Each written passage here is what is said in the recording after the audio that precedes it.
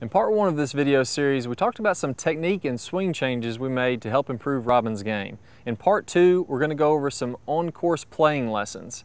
Now, if you want to find out how to hit both a draw and a fade, how to chip and putt just like Robin, or one secret tip that you won't find anywhere else about how to get out of the bunkers and hit it close, you'll want to check out this video.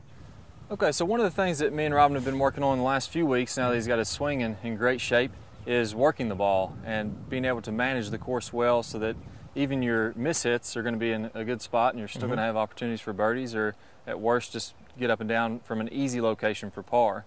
So with this hole here, what would you normally play, Robin? Well, considering where the pin is, I would feel more comfortable playing a fade, just because I can hit it out towards the wide spot of the green and play it in towards the flag, Yeah, exactly. So if you notice, if you can see in the distance here, the flag is on the right side of the green, just kind of on the front. We're about 155 yards here. There's a bunker just to the right of the flag that's going to be in trouble if you miss hit there. It's going to give you kind of short-sighted shot to where it's going to be difficult to get it close to the pin.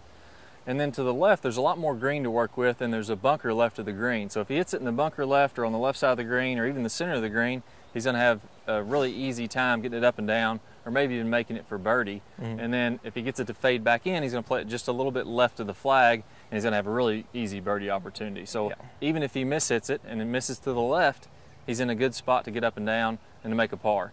If he misses to the right, then it's going to be more difficult. So that's why he would play a fade here. So go ahead and walk him through exactly how you would play a fade. Now, this stick here is lined up toward the flag itself, and he's going to show you how he would go through playing a fade for the shot. Well, ball position is it's important. I think when you hit a fade, you want to move it, forward towards your left foot a little bit if you play from the right, and obviously you want to line up left of the flag. So here I would probably line up about 20 feet left of this flag, since the wind is a little bit, coming from the left. So I'll show you how that looks like. Okay, good. So ball position is, just inside my left heel with a 9-iron.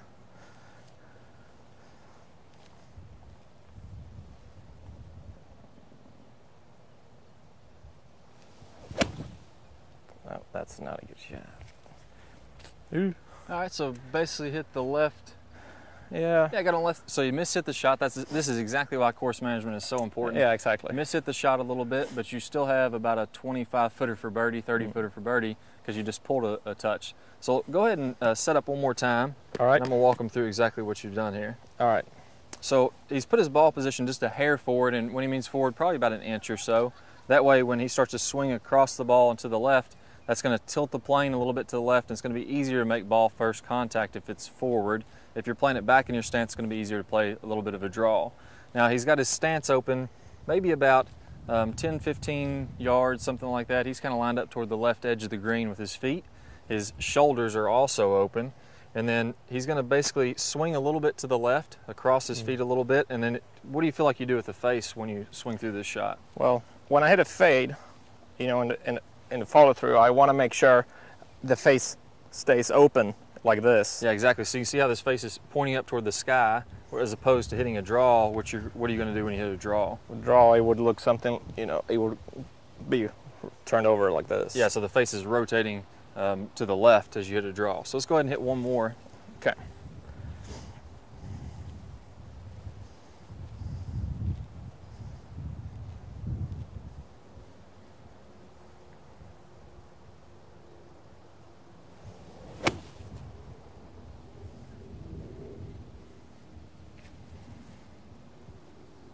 There we go, nice. Now we got about a 10-footer for birdie or so. Yeah.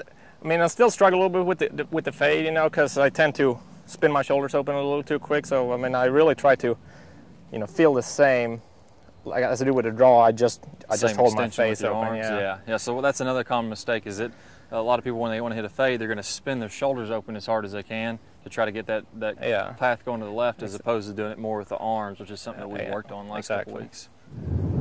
All right, so in the last video we showed you how to hit a fade. This time let's go over how to hit a draw.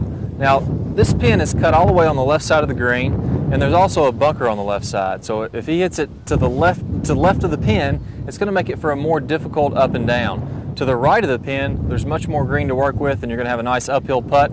Even if you go farther to the right of that, there is a bunker, but it's going to be a pretty easy bunker shot. So why don't you go over exactly how you would play a draw? Well, a draw is kind of the opposite to the fade. You know, you want to aim your feet a little more right on your shoulder short, and then I move my ball back towards my right foot a little bit. And in the follow through, you know, on the fade, I said I kind of tried to hold it off. When you hit a draw, you want to make sure you release the club so you get the, you know, the left curve there. Yeah, nice. So he's lining up his feet and his shoulders and his hips, everything to the right, swinging a little bit more to the right, and then letting that face roll on over. Let's go ahead and try one out. All righty.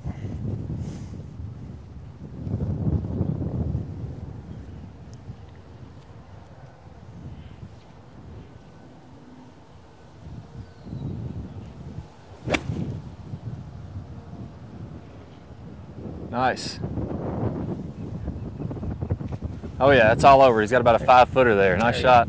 So if you want to learn how to hit all the shot shapes, if you want to learn how to hit it high, how to hit it low, how to hit a fade and a draw, check out the 9 Days to Amazing Ball Striking series. That's going to go over how to hit all these shots and give you a really fun game to play at the end. Okay, Robin, so on the website we have, you know, a standard bunker shot technique. Let's go over, everybody has kind of an individual technique they like to use, some little specialties, some tricks that they have. Why don't you go over how you would play your bunker shots? All right, well, the main thing that I think is important for me, you know, when I hit a bunker shot is my grip, right? I use a very strong left hand grip, you know, so like this, and then I have an extremely strong weak right hand grip. And what this does is it allows me to release the club without the possibility of shutting the face, right? Because that's the one thing you don't want to do in a bunker shot is shut the face. Yeah, let the face roll on over, yeah. Yeah, and I know you know, they used to tell me when I was younger, you know, open up your stance, aim left, and kind of cut across it.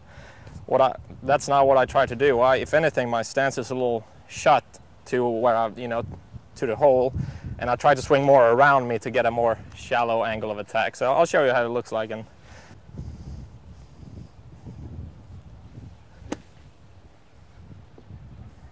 oh, almost made it. All right, so I'll show you where these shots ended up here in a second. So one thing he was doing with his grip, go ahead and show me your grip again. So he's taking his left hand and making it really strong. So he's turning his left hand to the left and he's turning his right hand to the right. And the reason he's doing this, go ahead and show as you kind of release the club. What he's wanting to do is to get that club to come in really shallow and keep the face open, but not to let this face turn on over. Now, if you let the face turn on over, what's going to happen is you're not exposing the flange on the bottom of the club anymore. If you let that face rotate, you're going to start to expose the leading edge in the face, and it could dig down into the bunker. So this is a way that you can launch the ball kind of high without having to worry about that thing shutting down or, you know, hooking it or doing anything like that. And I guess it's kind of tricky, you know, with the bunker shot, because on my full swing, you know, the one thing I worked on a lot to get away from is to break my wrist angle, right? And in the bunker shots, that's exactly what I want to do. You know, I want the face to pass the hands. I don't ever want to lead with the hands on a bunker shot. You want to let the face go through. So for high handicappers, this is a good thing. Most high handicappers have a tendency to flip, so you can actually use that technique in the bunker, and it works out pretty well. Yeah, I mean, what I see with most high handicappers that struggle in the bunker is that, you know, first of all, they don't open up the club face. You know, you can't hit a bunker shot with a straight club face. Well, you can, but it's extremely hard because it's going to dig or you're going to thin it. Yeah. So I think open up the club face a lot, and using this grip will really help you out, because you can just, you know, release it as hard as you want as long as you hit down in the sand. Yeah, and it's not going to be, you know, you're going to get it up on the green almost every time at least. Yeah, so let's hit another one. Notice how open, again, he said his club face is wide open. So what he's doing is exposing that flange so it's going to skip through the sand, but it's basically facing right up toward the sky. Really nice. Okay, so let's check out those shots. That one might go in the hole. Ah, it didn't break. Okay, so here we have a 5-footer. What are some things that you think about in your stroke to try to stay nice and fluid and loose? Well, one thing that I think is really important is to be relaxed, you know, in your wrists and shoulders. So I try to just really feel the weight of the putter and kind of let it almost, you know, just go, you know, what do you call it? Lag a little bit? Yeah, just lag a little bit and kind of, this is what I feel like it's doing, but it's obviously it's not going to do that. But I think that's important, you know, to be really loose, so you don't try to control or force the face. You know, you just let the release kind of put the ball on line. Yeah, absolutely. That's one of the things I see people do all the time is they want to control the putter head, so they get really tight and rigid with their hands, and then they just try to rock everything back and through like as one motion. Yeah, I mean, you see a lot of people there they look really, really tense, and they really try to just, you know, have no hands and only use the shoulders, and you can't do that. I mean, first of all, you're not going to put a good roll on the ball, and second of all, you can't like control the club face. You have to just let it happen. The putter is going to release, exactly, by itself if you just let it. That's one of the things I mentioned in one of my last videos. You just got to have a little bit of a flow to the putter head instead of trying to guide it the whole way through. Yeah, so that's exactly. Good. You also mentioned your pre-shot routine. What do you like to do when you go through a basic putt? How would you do your pre-shot routine? I think you know, there's not one way to do a pre-shot routine. I think you just gotta find, you know, a routine that fits you. But the important part is you gotta do it the same every time. Yeah. Like even when I practice putting on a putting green, I make sure I do my routine before almost every putt, unless I'm working on like a technique issue. But you know, so before every putt, I always, you know, I read a putt, and then I stand behind it. I take 3 practice strokes, you know, trying to be really loose in my hands, and I keep looking at the hole. I step up to the ball. I don't look at the hole yet. I take 1 look back, and then I putt it.